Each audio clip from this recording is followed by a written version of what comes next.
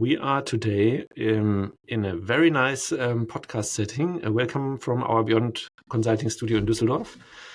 We have a very special topic today that we're going to speak about, and it is around how leaders can become conscious and what this has to do with consulting. And for that, we have a very special guest today with us, Katharina Kugler. She's a former management consultant who has shifted her focus now to corporate leadership and organizational development. Katharina, welcome to the show.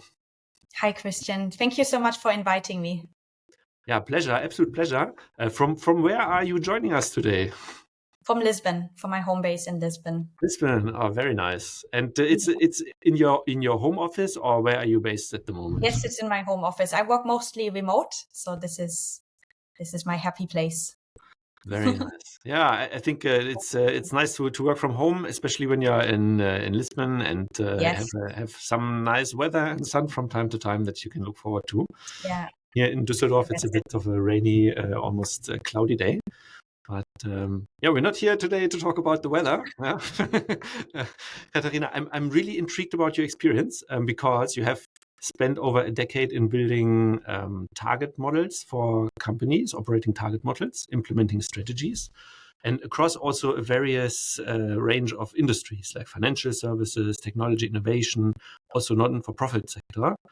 And now on your LinkedIn, your banner says, "The future of business is conscious."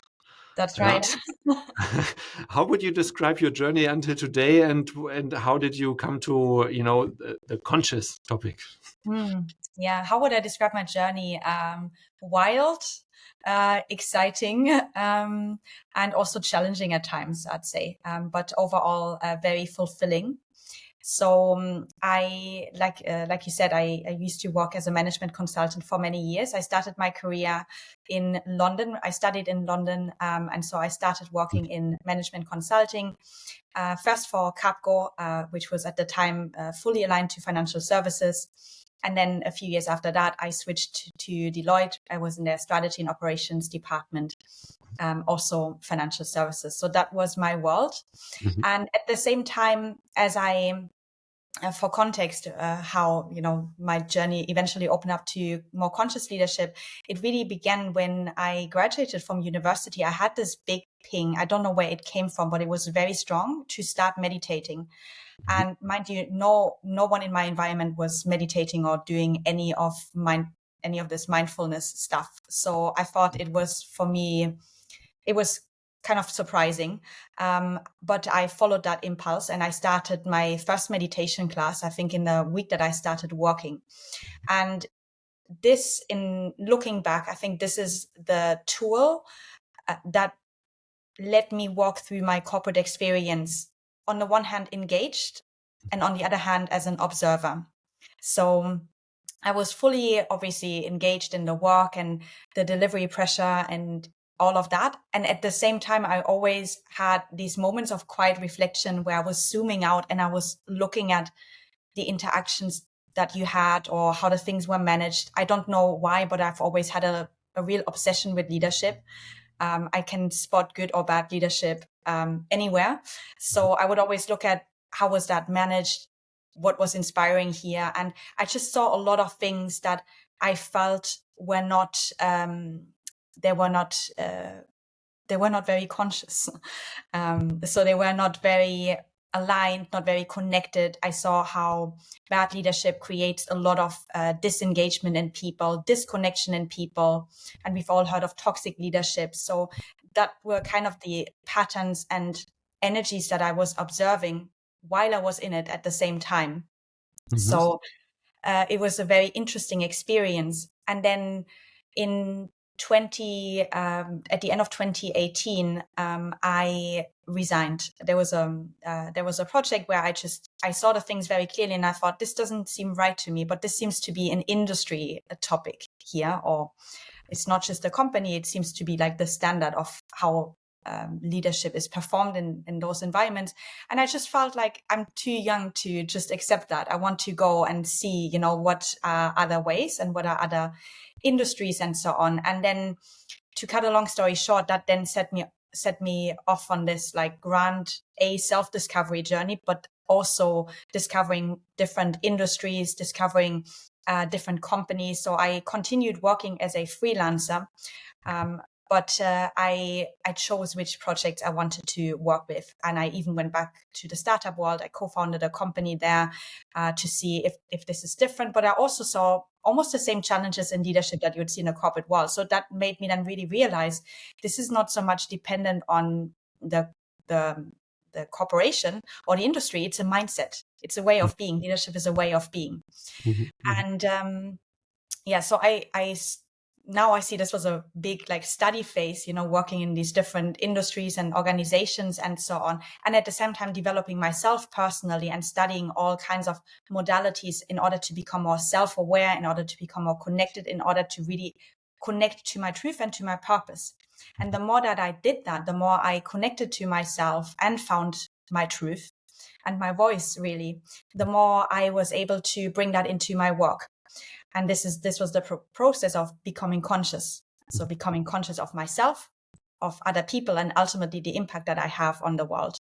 And I started just bringing in that wisdom and that mindset into the way I showed up in projects and the way I led people.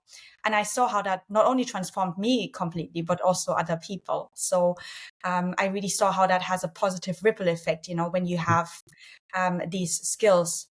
And that's ultimately then led me to the path that I'm on now, which is actually passing on this knowledge, these practices, this new way of leadership, which I think is very urgently needed in the world. When you look around at the moment, I think it's all very obvious that the old models don't work anymore.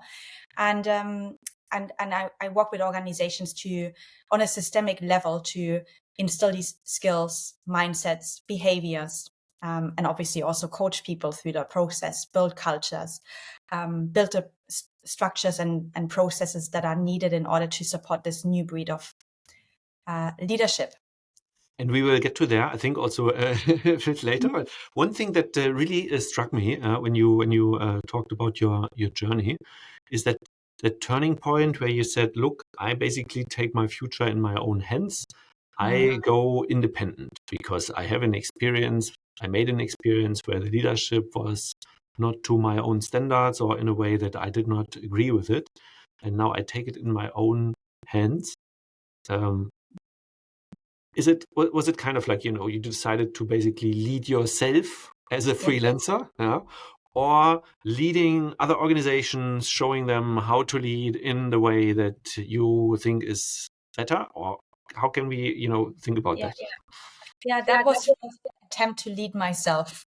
And then later that translated into now also showing that to others. But at the time it was really, and it sounds brave, and to be honest, it was very brave the way I just quit and or bold, really. I was about to get promoted, and I thought, no.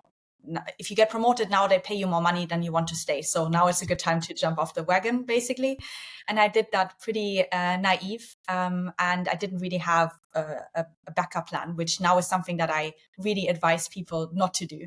But this is how I work. This is how I experience life. I always go very extreme. So this is just my personal way of experience the things. And so you said that was a in the moment decision almost to not so conscious maybe, or no, actually it was an absolute impulse decision. So I was complaining on the phone to a friend about the project that we had, and I was basically saying all of these things, really, really bad leadership. I feel bad. I feel burned out.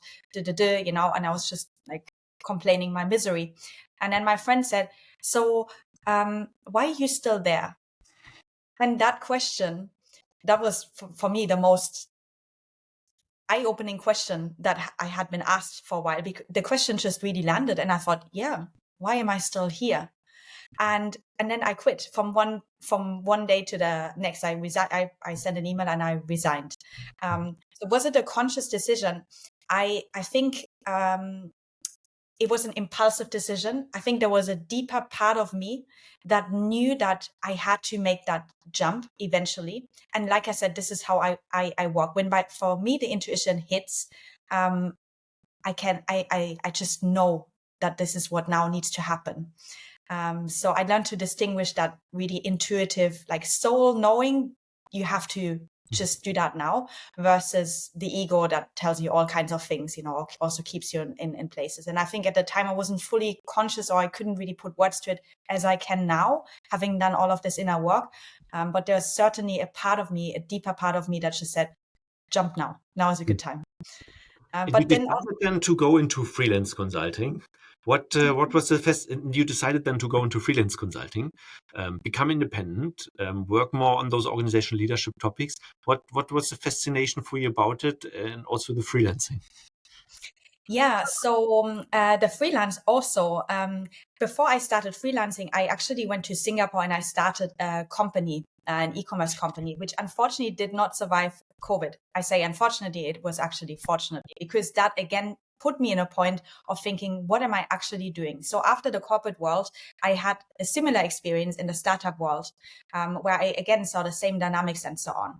And then the freelancing happened because Corona happened, because I wasn't able to go back to the old ways, which was all I knew at the time. So I did not even think that you could freelance. I didn't even realize that that was an option for me. And so I'm actually incredibly grateful that all of this happened this way, even though it was the most challenging time in my career, because everything, my whole world just broke apart. My corporate career had failed a year before, my startup failed right after. And then I thought, okay, what am I going to do now? And so at first I started freelancing through a couple of clients that I had at the time for my corporate days, so that knew me. And then this is also very shortly after that I met you guys from Expert Powerhouse. You guys, I think we were one of the first people that came up on my radar that I thought, oh, now they have agencies to do this. And then that's when I really started to explore freelancing, as that's when I realized that's an actual viable option to do. Like, this is actually not a viable, this is a great option. So at the time, I think you were also fairly small, and now you've picked up so much on momentum in the last year. So it was great to also see that trajectory. And it was really you guys at the time where I first thought, oh, wow, they have agencies for this. So that means this must be a path. Yeah, for sure. Yeah. And there's almost an industry, or like a segment of consulting that can do that. Yeah. Yeah, but if you don't know, you always go and you create the familiar. So it's an actual path. I want to say to people, do it. And so you went on with the freelancing, and now you're focusing on consciousness and making leaders aware to become more conscious. How did that change happen, and what do you focus on at the moment? Yeah. So in those last years, when I was a freelancer, I basically had one foot in the old world and one foot in the new world. So what I mean by that is, on the one hand, I was freelancing, I was doing classical management consulting, I was managing the target operating model, I was implementing strategies, I was doing all of these things. But this was the great freedom of freelancing. I could choose, I do 3 months, 6 months, and then I take off time for myself, which I needed in order to do the inner work, in order to really understand, okay, what is it really that I want to do now, and what feels natural, what's my passion, what's needed in the world right now. And so I had this one foot there, and then the other foot, I was always in the new, like, okay, studying all kinds of practices, mindfulness practices, studying all kinds of systems, modalities. I came across conscious leadership as a term at the time, which immediately clicked with me. I started to understand or to study the principles of conscious leadership: purpose, self-awareness, empathy, and all compassion. There's many principles. And I started studying these systems and living them myself, more importantly, living them, because conscious leadership is also not something that you can study. It's something that you need to embody. It's something that you really need to live. So you can't say, I know empathy is an important skill, but then not be empathetic in your interactions, right? Can you give us one example, let's say, like a practical one, where you say, like, okay, this is conscious leadership on the one hand, or that would be not conscious leadership, or classical, I don't know what's the opposite of conscious leadership, but like how to better understand it. So the first thing that comes to mind, there are many things, but I think the most impactful, which it will be easy to grasp for people, people are leaders that are in a position of leadership because they have the formal authority, because somehow they were smart enough to climb up the corporate ladder, but they're not really inspiring, and they have this mentality of what can I get from you? So it's a very ego-driven, power-hungry, egotistic behavior that these people show, right? And so that's one type of leadership. That's a very unconscious way where you just let your ego basically dictate all of your actions. You have no consideration for other people. You have no consideration of the impact that you're making on them or on life as a whole. And that's typically a very unconscious behavior when you see these ego, power-hungry traits in people.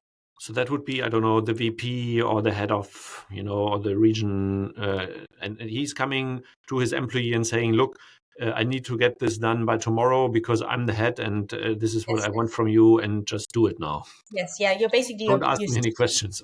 You see people as a resource. You don't have any kind of consciousness that they are humans. They struggle with things. There's no emotional intelligence. There's no understanding, no compassion, no nothing. It's just I'm in a position of leadership, and you do what I want you to do, and I can do that because I'm holding the title of VP or whatever, right? So that's typically a very unconscious way of leadership. And then there is this other type of leader that has this service mindset. So it's not about what can I get from you, but what can I do from you? These are people that are really putting the human at the center, that are mindful of their actions, that are mindful of how they speak with you, of the impact that they are making, about not on you, but also on the whole. Like, what am I actually doing here? These are people that think, what's purpose? How can I add something here? How can I add value? And not just how can I gain something from you so that my little ego feels safe, but how can I give? So that's basically the dynamic that you see in the workplace. Unfortunately, right now, I see more of those ego-driven, old take mindset.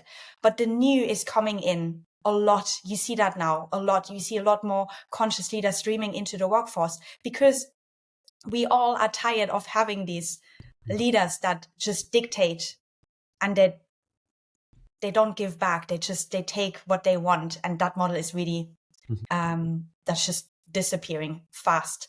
And when I come in organizations, I help people, first of all, entire organizations, help them to become aware of where they are at. Like, what's the level of consciousness that we are operating here as an organization as a whole? What's the energy that we are doing business with? And then where do we want to be? Right. And then there's a lot of individual coaching and guidance and so on, of course, needed, which not all of them I'm doing. I'm also bringing in people who do that. But then also more than that, setting up the systems and structures so that you can actually have healthier team cultures where people feel a sense of belonging, where people can feel seen and heard and understood, and just really be more of themselves, more authentic. Yeah. That's very fascinating, and a couple of things come into my mind. So the first, when you said, like, there's on the one hand the person that only takes, and there's the person that only gives. Yeah, how do you maintain a good balance? Because I could imagine also if you just give all the time as an executive, and you contain all the frustration in the organization, and you speak with people, and you're very empathic, and you listen to all the concerns that employees might have, might drain a lot of energy from you personally, and then there is not more that you can actually give, but you also need to take something, of course, otherwise you cannot lead. Yeah, that's absolutely true. So it needs to be a balance. It's not just about giving everything of you and then, you're being totally depleted.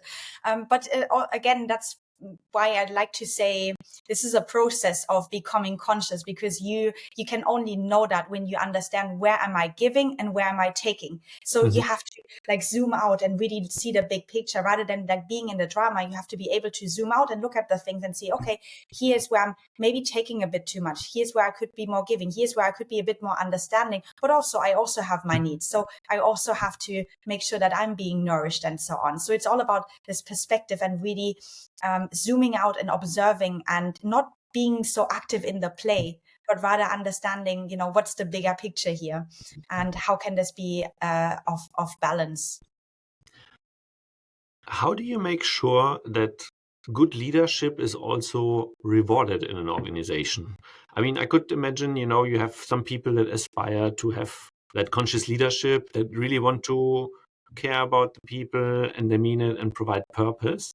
And then maybe in the same organization, there's this other guy that you just described who's just, coming with a title and demanding. And in an organization, probably you have all sorts of shades of gray in between. How do you make sure that, what's good examples that you see, to bring forward and reward also good leadership? So I find that question very interesting, because that to me already shows that there seems to be, and you're not the only one who asked these questions, that there seems to be a perception that a good conscious leader, somebody who's service oriented, will not succeed. So somehow that person will lose over a cut through person, right? That's what I'm reading from that conversation. So how do you make sure that they are being rewarded? Well, actually, rewarded as in how do you make sure I'm not sure in performance. Yeah. That of course maybe is measurable in some functions. I don't know if you can always measure exactly directly the output of leadership. But of course you want to, if I hear what you're saying, say the conscious leadership is the model of the future that should be promoted, while at the same time in an organization you might have people that have another style.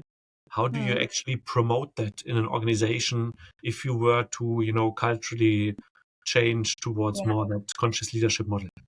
Well, it's actually not that difficult, because you just have to look at what effect a person that is conscious, that is empathetic, that understands people, that serves people has. These are the ones that people want to follow. So these are the ones that people want to work for. These are the people that are also support their leadership.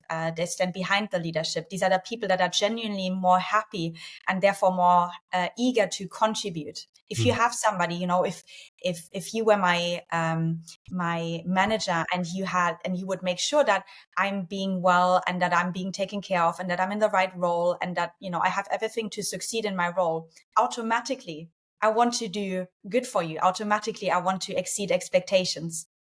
Yeah, because you're giving me so much. So naturally I want to return to this. Now, if on the other hand, you're a complete whole, and you drain me, I will only do the bare minimum. I will use this company to get my paycheck, and then I will say, and that's it. So I will only give the absolute bare minimum. And this is why conscious leaders, people with this mindset, naturally they will be rewarded, because everyone can see and feel, more importantly, that is the way to go. So there's nothing that needs to be done. You just have to be that and see what happens. That's my experience. That's really what I see in the workplace and working with organizations as well. So this is not a theory. That's actually what you see. And when you maybe think a little bit, you will probably find very fast examples of that too. The people that have this mindset, that have those skills, these are the ones that you want to follow. That's true leadership, and they are being rewarded in this way. What can consultants take on from that? I mean, as consultants, typically you're not full-time embedded in or fully embedded in the organization. You're there temporarily for a couple of months, and still, would you consider consultants leaders also that need to be conscious? What of those conscious leadership skills would be relevant for a consultant? All of them, because in my opinion, leadership is not a title. Leadership is a way of being. Everyone is a leader all the time. Even right now in this conversation, we are both leading the conversation. So it's actually not a question of title or hierarchy or anything. It's a way of being. And you could simply break it down as there's two elements of leadership. There's self-leadership, and then there's the leadership of other people. So everyone, as a minimum, if you don't have responsibility over people, as a minimum, you should know how to lead yourself. You should know how to prioritize. You should know how to You should know your values. You should know what's good for you, how you communicate well, how you manage boundaries, how you set boundaries, how you interact with others, how to have a tough conversation. All of these skills is self-leadership. And that's all part of becoming a really good leader. Mhm. And I say becoming a good leader because everyone is already a leader. This is not a title thing. This is a way of being. That's a big mindset shift that also needs to happen in organizations. I like that phrasing that you use. I think it's really a growth mindset phrasing where you say, okay, everyone is a leader, but not yet everyone is a conscious leader. And, Yeah. yeah, there is of course steps that you can do, and you've recently launched also the I say Beyond Consciousness, but it's Becoming Consciousness Yeah. podcast. Yeah, tell us more about it. What is it about? Yes, exactly. So the podcast is basically a coaching experience in conscious leadership. It's targeted to the mid-level. So these are the people that have already some responsibilities over a small team that juggle multiple priorities, and typically people in senior management, director role, depending on the context, but it's kind of the middle layer. Also the ones that is the most stretched in projects, in consulting projects, right? Always the ones that need to execute, but also have responsibilities of managing the junior and so on. And what I did in this podcast is I distilled all the practices, all the tools, all the frameworks that I have learned and studied over the years in order to become more self-aware, in order to become more emotionally intelligent and resilient. And I apply them to corporate challenges. So knowing the environment very well, I know what kind of things flow at you, where you need to learn how to set your boundaries, where you need to learn how to active listening, for example, where it's important to have tough conversations, where to hold people accountable with empathy and so on. So I take all of these challenges that you would normally anticipate on that level, and I give practices in the form of a podcast for you to reflect, to contemplate, and then of course you have to apply that then in your team, in your situation. But the episodes, they are short, so that because everyone's always busy, no one has time for anything, right? But if you cannot prioritize 5-10 minutes of your personal development a day, or a couple of times a week at least, then this is one of what one of my clients said. If you cannot make time for 5 to 10 minutes of this, then you have another problem, namely that of priorities management. And that I totally agree with, because if we cannot make time for that, that will help us to become much more effective and happy and connected to ourselves, then that's a different challenge that we should be looking at as people. But yeah, that's the idea of the podcast, and it's meant to go. It's meant to be implemented in corporate environments, and I'm already doing that now, so that's pretty exciting. I was going to ask, like, what's your experience with it so far? Yeah, so right now I've tested it with, in the last year, I already tested it with 20 individuals, ex-clients, also colleagues. Feedback has been great so far. The challenge that people say is how to integrate that into your day-to-day, but it's a question of habit. So that I'm also working on some solutions to make that easier. And right now I'm pilot testing it also in a few corporates to see how it works in a team and a department dynamic. So we currently measure, when people do this practice, how does it actually improve team dynamics, what's the engagement rate, and so on. So I'm in the middle of the testing phase of that, so I can share some more insights later, but yeah, that's where we are. That sounds fascinating. So I would also say, if someone actually thinks about testing, and improving the leadership in their own company, feel free to reach out to Katharina. We also provide later the link, of course, to the Becoming Conscious podcast, and maybe there are some opportunities out there to really, bring your leaders and your team forward. Katharina, we talk now a lot about consulting, conscious leadership. Looking back at the conversation probably today, is there one key takeaway that you would love our listeners to take away from this session? was there anything that we didn't cover yet that you think it's important to mention? I think we covered the most important parts. So thank you so much for the conversation and guiding it so well too.